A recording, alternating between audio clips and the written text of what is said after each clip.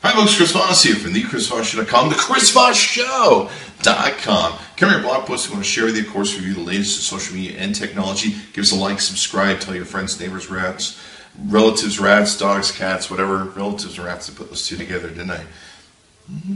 Depends on your family.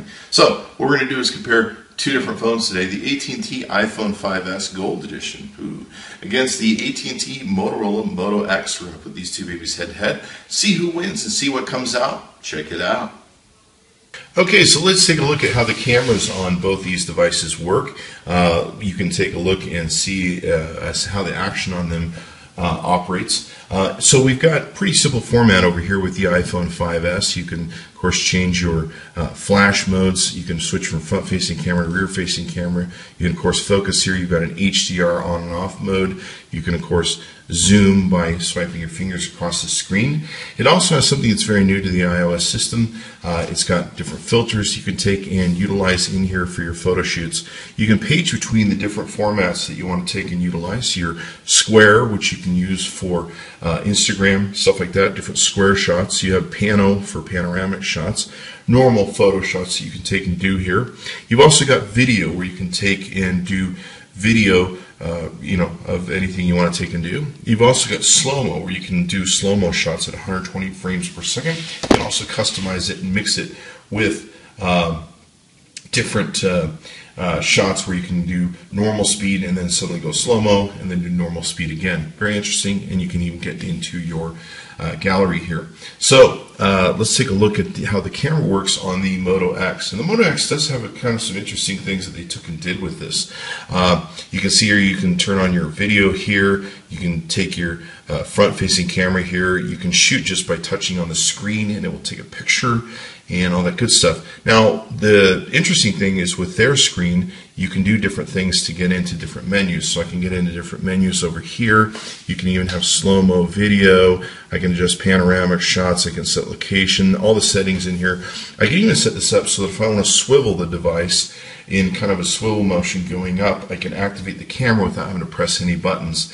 It's kind of hard to do, but I don't know, some people like that sort of thing. The thing of the Moto X is to make a phone that you don't have to always press buttons to. You can either talk to or make gestures holding the phone to be able to get it to do what you want. So kind of an interesting concept there.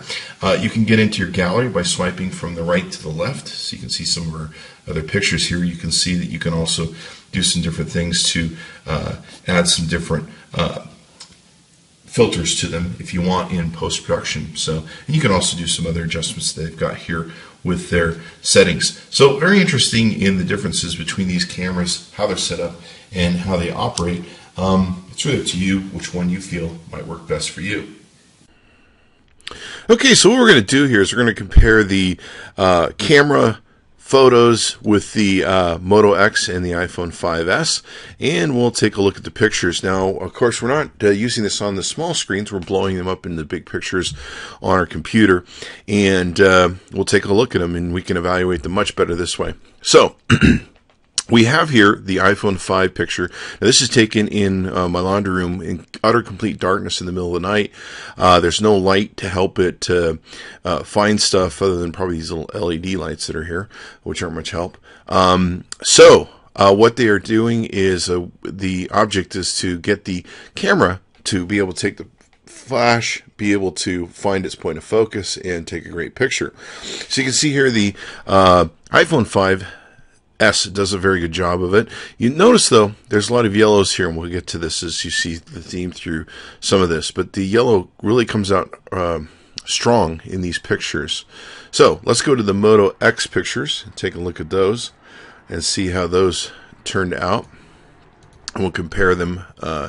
Now, here's the same style of photo, which is in complete and utter darkness. It's a little bit different position that we shot this in, but as you can see, the Moto X has an incredible flash to it, and it just really does a great job of taking pictures. Pretty much beats out, when it comes to the flash, the iPhone 5S. And if you notice here, the colors are very balanced, where there's a real definition or broadcast of the yellow here. So let's take a look at some of the other photos in this series that we have. Now, this is another photo where what this has done is this is taken in complete and utter darkness in my kitchen in the middle of the night. There's no light to help this out, and pretty much it's up to the camera to make the flash work. And of course, we're testing how well it will work in a more broader area. The iPhone 4S does a great, or I'm sorry, the 5S does a great job taking this photo. You can see here pretty good detail. It doesn't get totally in focus, but such is the nature of shooting in complete darkness. Here's the Moto X Photo. The Moto X Photo seemed to struggle a little bit at getting the focus done in a longer shot or a bigger shot done in the dark. We actually took 2 photos of this to see if we could get a better focal point. As you can see, we really didn't. So, well, the flash worked really well in small areas or close-up areas. In long areas, the Moto X flash wasn't quite as good. Now let's go to the iPhone 5, and we'll take a look at the iPhone 5 pics. Here we have the picture taken with the iPhone 5S. And in this picture, this is very interesting, and one thing we really noticed with the iPhone 5S, you have a lot of yellows. This chimney is not yellow, this house isn't yellow, this house isn't that yellow. You can see there's no real definition of the wall here. There's very harsh blue here on the garbage can, and you can see a lot of the greens here come out really strongly. Green, yellow, blue.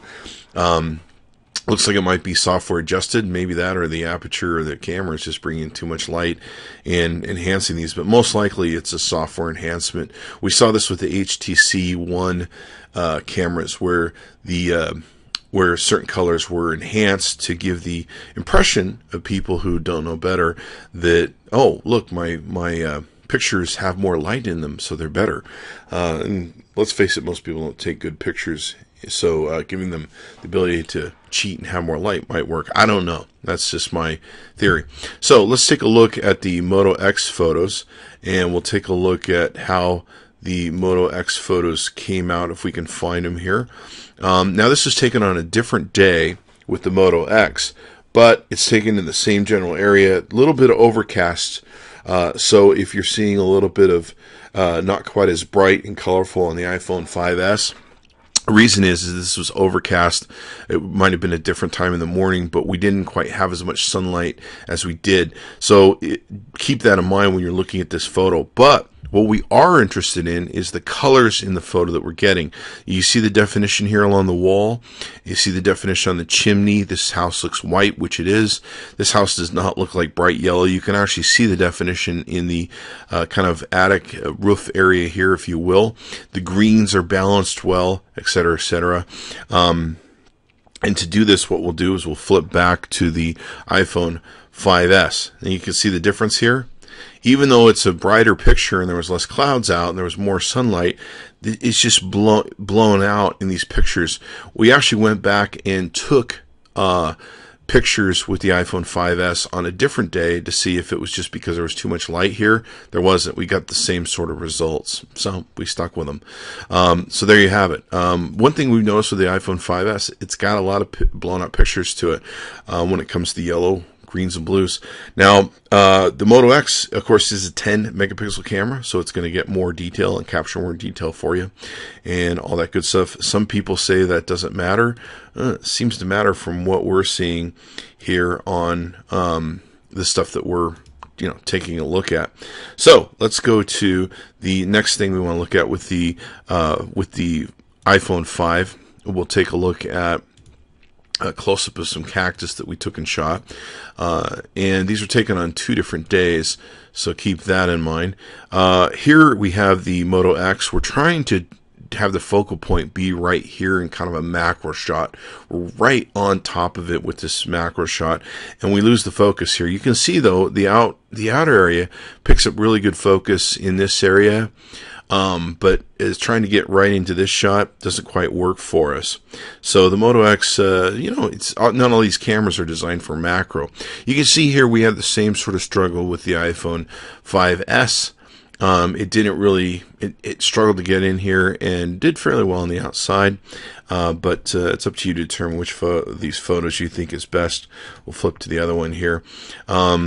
they seem fairly comparable to me. There might be a little bit more colorization in the iPhone 5S, or a little more detail. It's up to you to decide. These are two really tough pictures to take and analyze, and really I'm more interested in the color than anything, in how these operated. So let's go to another version here that we can take a look at. Now, these are taken on two different days on two different settings, but what's interesting about these photos is the difference in the quality of them. Now, here we have the iPhone 5S. Okay, now you notice, if you look really closely, there's a lot of blown out yellows and greens in here. A lot of yellow, really strong, etc., etc. This isn't the real color of the ground. See how it's kind of this ugly brown, kind of a dog poop brown? Back in here, it's kind of a interesting brown color. That's not the real color of the ground, which is the biggest concern for me. Now, this is the normal shot and the real colors of the ground out here, and everything else. And you got much more detail, less blowout of the greens and yellows when you take a look at these. See how this is, it almost looks enhanced or photoshopped, if you will. And these are the natural photos coming off the iPhone 5S. So, you know, take that for what you will. I really feel the Moto X is just a better camera. I've seen a lot of cameras from what we're seeing where this is the issue here. So, we're going to take a look at another picture. Let's try something else. This is another interesting thing that we took and did. This is with the Moto X, and if you notice, you can see the veins here of the leaves and everything else, and of course the yellowness over here of the deal. The ground is very natural color. So what we did is we took a photo with the iPhone 5S. If you can see here, we have the same problem again. Too much yellows and greens. What's interesting is the veins are blown out. You can't see the veins in focus here. Let's try and zoom in and see if that corrects the problem. Even if you zoom in, it doesn't correct the problem. It's just blown out. So either we have an iPhone or something that has a whole lot of yellow being added to it, and manipulation of the camera and the software. It's supposed to be ultra pixels, which make the pixels bigger, and maybe because the pixels are bigger, the definition isn't quite as high. So that may very well be the case, but we're pretty much seeing this in a lot of comparisons with cameras, where the other cameras are pretty much getting the definition they need and the colors are there.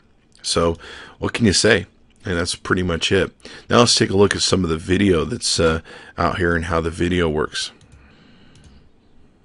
Okay, so now what we're going to do is we're going to show you video, and the video we're going to show you is going to be, once again, we'll start off with stuff where we're in a completely dark area. This is a very small room. You can see the iPhone 5S takes fairly good video, and in this dark area, it's got a fairly good lamp flash. Not the greatest that I've seen in a mobile phone, but it does a fairly good job. We'll go ahead and compare this with the same room with the Moto X, see how that runs. So you can see here the Moto X has got a really, really bright lamp flash. Does a really incredible job. Definitely beats the iPhone 5S in brightness and everything else. Very simple and easy to figure that baby out.